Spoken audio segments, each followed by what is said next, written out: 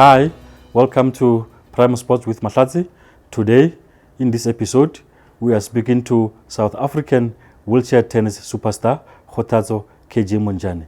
She's going to be telling us about her life story, how she overcame struggles in her life to become one of the best wheelchair tennis players in the world. KG, how have you navigated around the problems that have been brought about by COVID-19? Thanks for having me on Prime Sport, Mahlatsi. Hey, COVID, it's been a bummer, it has ruined so many plans, But having to realize I'm not the only one who's affected by this, I had to really make sure that I make the best of this time, reconnect with the loved ones, Yeah, and I also think it has been great because I got to get some time out, because I've always been on the way.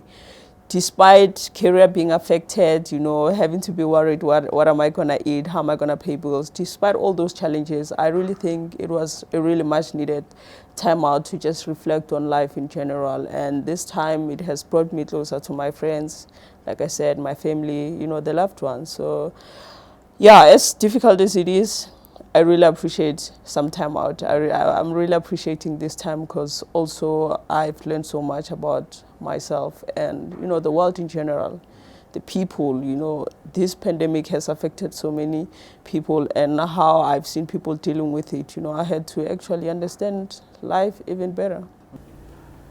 What has been the financial implications of not being able to compete in tournaments?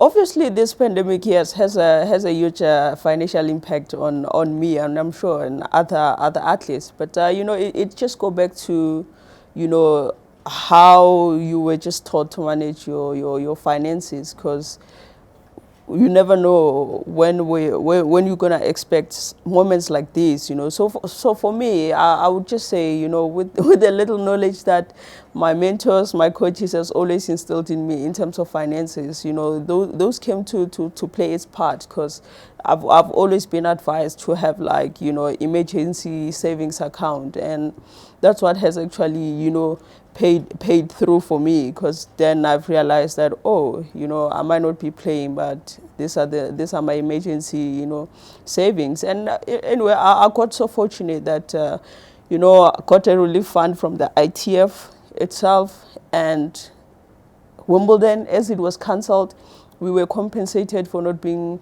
able to come and play.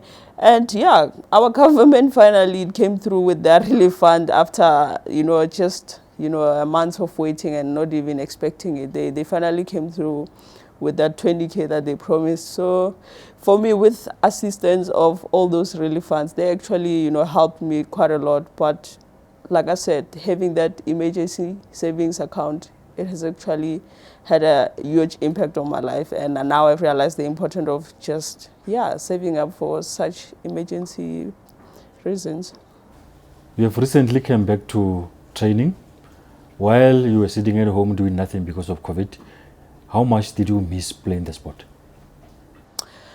How much I've missed going on? I've missed it so much because this year I've started the year so well in Australia, and I was looking forward to Paralympics. Paralympics was cancelled.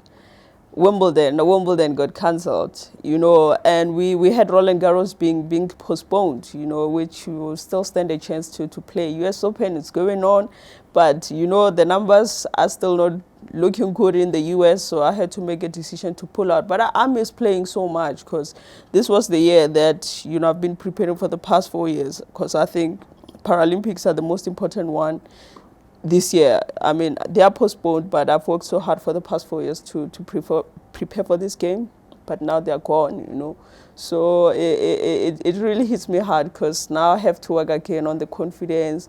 After 4 months of not playing, I'm just thinking, where do I pick up? There's so many things going on in my head, but I did miss to play quite a lot because I started the year so good and I was feeling good about it. A lot of people don't understand the challenges that you faced along the way. How difficult it was to remain focused despite the fact that there were just so many problems that you had to overcome. Yeah, it was difficult to actually get to make that decision, you know, because when coming to wheelchair tennis, it's only the best 7 in the world that can qualify with merit, and you know, having to know I'm among the best 7, but here I am, I have to make a decision, not to go simply because of my own health, you know, I have to preserve life than glory. It was quite difficult for me to actually just pull out and see other names going up, because I know I deserve that, I earned that spot. But it is what it is, you know. I can live with that. The most important thing is to make sure that by the time things go back to normal, I'm healthy and I'm ready to play again. Like what I've been doing under lockdown, I think it's helping quite a lot in terms of fitness. But I struggled quite a lot in terms of, you know, the technical part of the game, you know, having to feel the ball again. It's been a struggle, because the previous feeling that I had before lockdown, it's not there. And as much as I'm not feeling good about it, it doesn't matter how long I can push around the court. Yeah, fitness wise is there, but the technicalities of the game are not there. I'm still not happy about it, but yeah, I'm working on it. And I think also pulling out of the US Open is quite a great decision for me, because then I have, you know, a lot of time to actually work on my groove and make sure that I get that feel back, because I think that's the most important thing that's missing at the moment, that I'm not feeling up to where I think I was before lockdown. Are you under pressure to win a Grand Slam? I mean, you know, playing a major it's always an important thing in tennis. No one wants to miss a major. But like in terms like this, I mean, we've seen the best in the world. I mean, Rafael Nadal pulled out. Why? It's all for health reasons, you know. As much as you want the glory, as much as you want to be at the major, because being at the major on itself, it's history, you know. Having to count all the majors that we've been in, I mean, it's huge in the history of tennis. So for me, as much as I would wanna go out there and take the advantage that people are not coming through, I would stand an opportunity to win a major. I mean, I could have done that, but I just don't really think it was good of me to actually put my health at risk, because should I go there, contract COVID, I might even not get an opportunity to play. I'll be sent back home. So it's a lot of things involved, you know. So you might be spending so much money to go out there and not play. You might go and stand a good chance to win a major, but at the same time, I had to make a conscious decision. You know, I'm really sad that I'll be missing out on another major that I qualified for. But yeah, it is what it is. You know, I had to make the right choice. That's good for me. Yeah, when I look at my journey, Mahlatsi, you're right. I would say the struggles of my journey, that's my victory, actually. That's my measure, you know. As much as I want to win a Grand Slam, but when I look at the road I traveled to get where I am, that's a victory.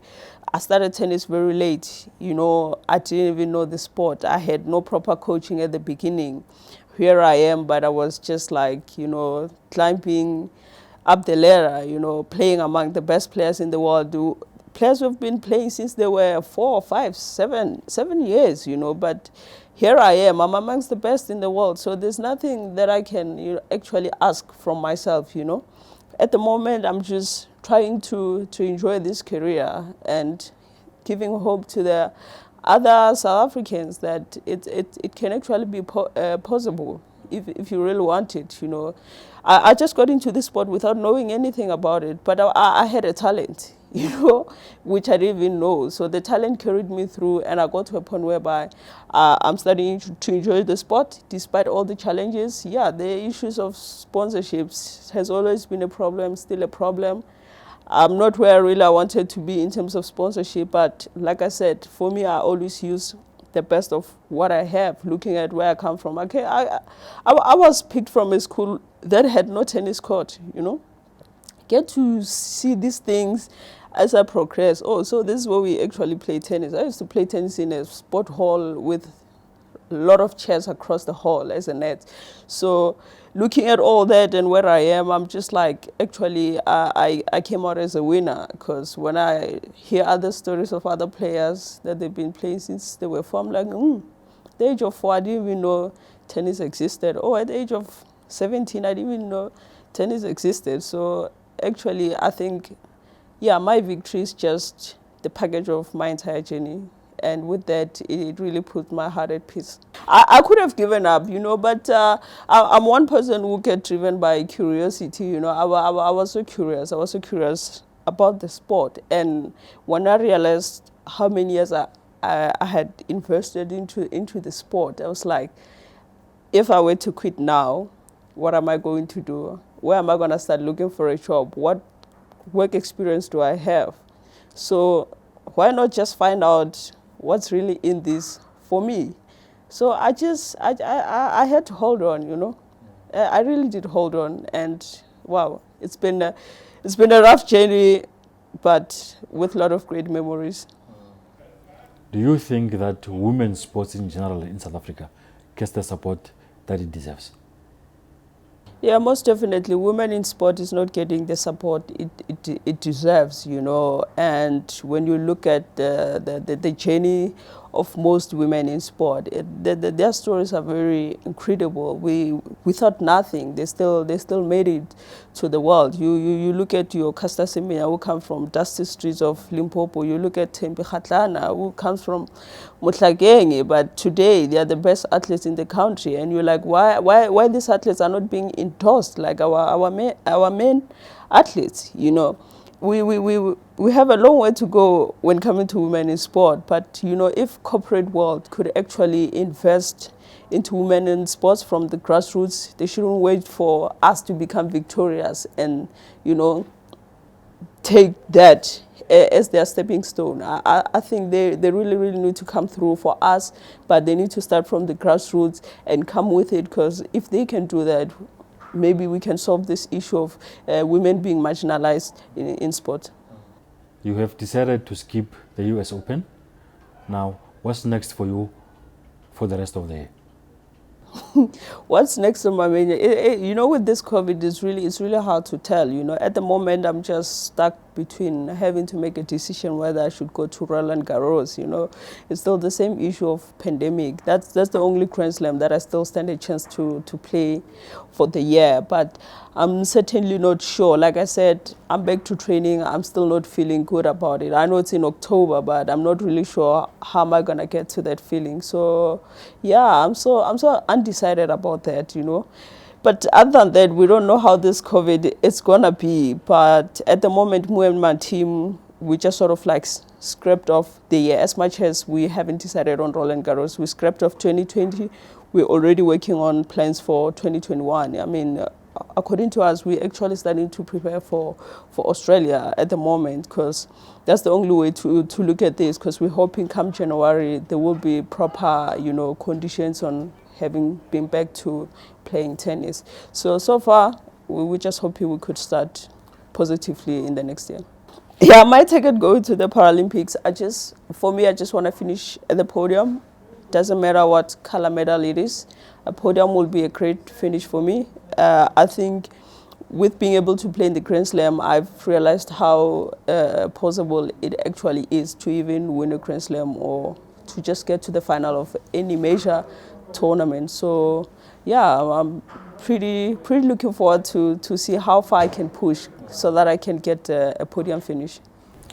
You must be proud to be nominated in the GSport Awards among other top South African women in sports. Yeah, I mean, looking at the GSport Awards, they've been doing an incredible job for raising awareness for women in sport, and for me, having to be nominated almost every year, it really gives me joy, because normally when I look at it, most of the time, I'm always the only black, South African woman with disability, and I'm just thinking, the more I can keep getting such nominations, the better it gives hope to the other black women in the country with disabilities to actually push even harder, because it really saddens me that at the moment I'm the only black South African woman with disability who seems to be actually really doing well in the country. Yeah, it worries me quite a lot, but having to see platforms like GSport who are actually really willing to raise profiles for women's sport, I think I wish at some point they can actually find more and more women with disabilities, black women with disabilities, because I do not want to retire before I see anyone, it doesn't matter from which sporting code, but I really want to see a lot of black women with disability in sport. This is in no way trying to retire you, but how long can this body still carry you? How long can you still continue? How long can I still go? I don't know. I think physically I'm still good. And like I mentioned, I've started really late into the sport. So I'm sort of catching up and starting to improve. And I'm still hoping that I'm gonna hit my breakthrough, into this sport. Because if I started at the age of 19, someone who started at the age of 4, 5, they hit their breakthrough at 19, 20, 21, 22. So for me, I'm like, when am I hitting my breakthrough? So not too much pressure on myself. I think I still have more to go, but should I win a Grand Slam earlier than I expected, I think I will definitely retire, because that's my end goal so far in tennis. I just want to win a measure, and should I win that measure, or when I win that measure, I will definitely retire. Because if I can get to the semis, yes, it means I can make it to the final, and if I can make it to the final, I can win it. And it's funny that there are certain things I used to not know about tennis, like your stats, your video analysis. So as I grow into the sport and coming to realize of tools like that, and I look at the stats, and I'm like, damn it, I should have closed this point in that game. I could have won the set. Having to see smaller things like that, they really shows me how close I am. Like this year in Australia, when I played the world number 2, when I look at the stats, I've always been up in every game point. And I'm like, damn it, where was I? Why couldn't I see that? But it all in the mind. Should I get it right in the mind, I should be able to do it. So for me, once I win a Grand Slam, I'm definitely calling it a quit, because one thing that's even exhausting by playing tennis in this country, there's lack of support, and having to go all around trying to motivate people to take up the sport. It's so exhausting, because sometimes you can't even be honest with them that the challenges are much bigger than you think. You might think, hey, gee, you played at Wimbledon, it's rosy. No, it's not rosy. First, it's not easy to get there, and it's not even easy to actually get to those tournaments.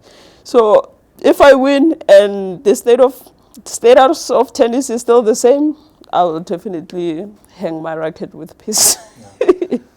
There is no doubt that you're a role model to a lot of young women out there. What will be your message to them to help them to achieve their dreams? My advice to the young women out there who are trying so hard to pursue careers or get into certain things in life is that, you need to hold on, because in life, God put us through challenges that as individuals we might think that we can't deal with them, but we are in them for a reason. If you hold on, you will realize that God can't put you through something that you can't get through. And mostly to women in sport, I would say to them, you need to have a voice, because we are in a sport whereby we work with male coaches most of the time, and we don't normally get to have a voice, because they are like instructors to us. So to them, I would say have a voice, because it's your career, it's your life. You need to help your coaches shape your own life. So to them, have a voice. And to the young ones out there, never lose hope simply because of the challenges you face.